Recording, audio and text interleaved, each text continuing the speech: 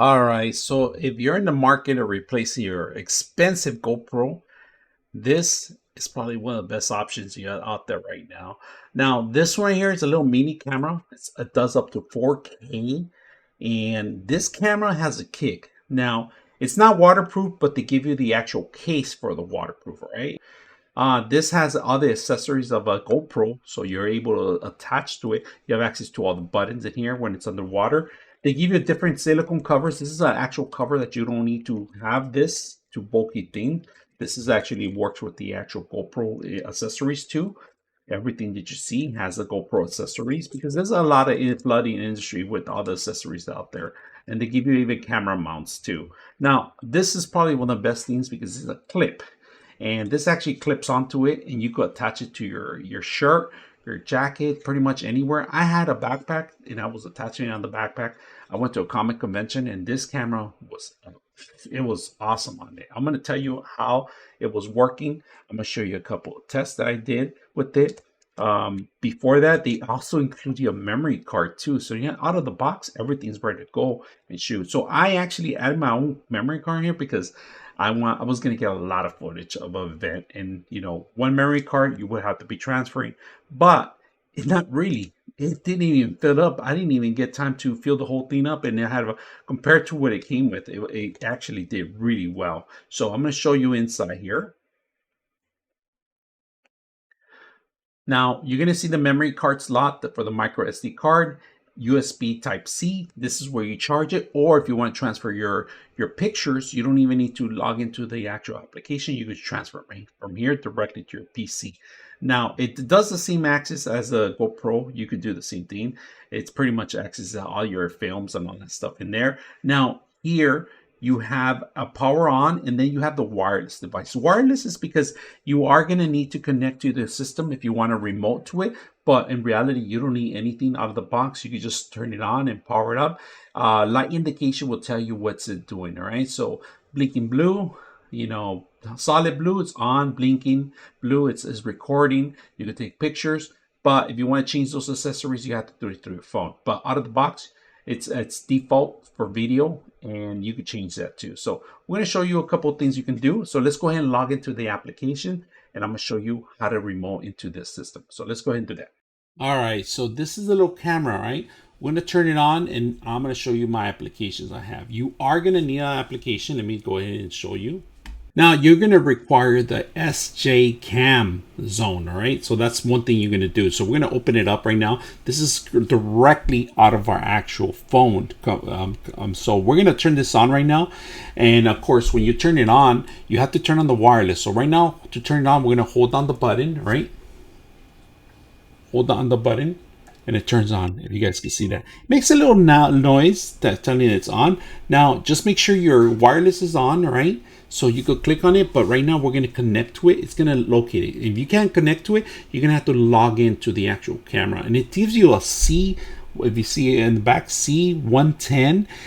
The password for this is going to be 1234567 That's the default password. All right, so we're going to connect to it. We're going to go manual connection, confirm. Well, you got to check that's on, so we're going to go ahead and do that. We're already logged into it. Like I told you, I gave the password, the default password. You could change this anytime. All right, so we're connecting to the camera directly, if you guys can see. The camera itself has a lot of great features in here. First of all, we're at 4K 30 frames per second on it. All right, you could create 3-minute loops on the actual system. So when you're recording, it records up to 3 minutes. You could set up all these programs in here. I'm going to actually show you a couple of things. So you have video lapse, slow motion, photo, and then of course we have the photo lapse. All right, and then we have photo burst. We got video and photo, and then we got car mode. This is in case you want to set it up as a car camera too. Vertical screen. And we're going to go back to, look how big it got. We'll go back to video. We'll put it as default video because if I forget, I'm not going to show you the videos I'm actually recording. Now, if you guys can see up on the top here, you could change it.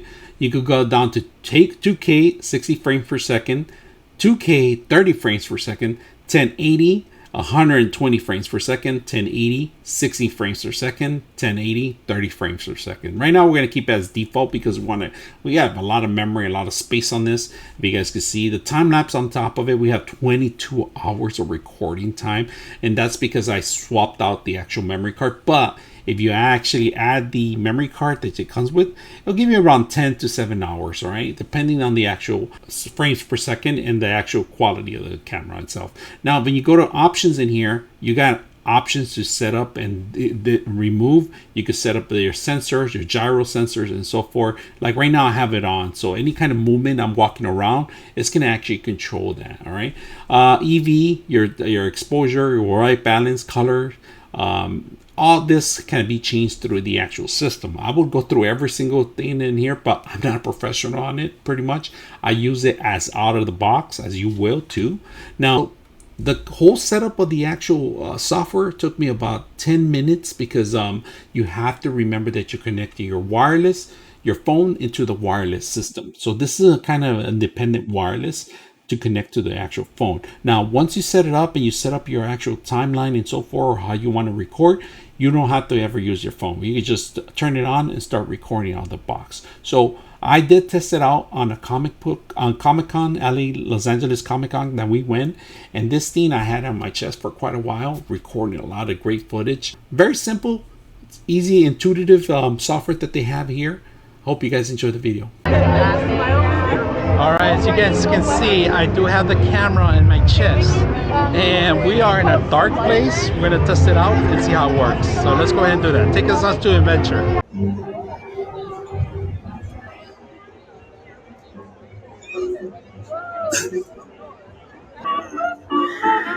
Oh, woo, candy!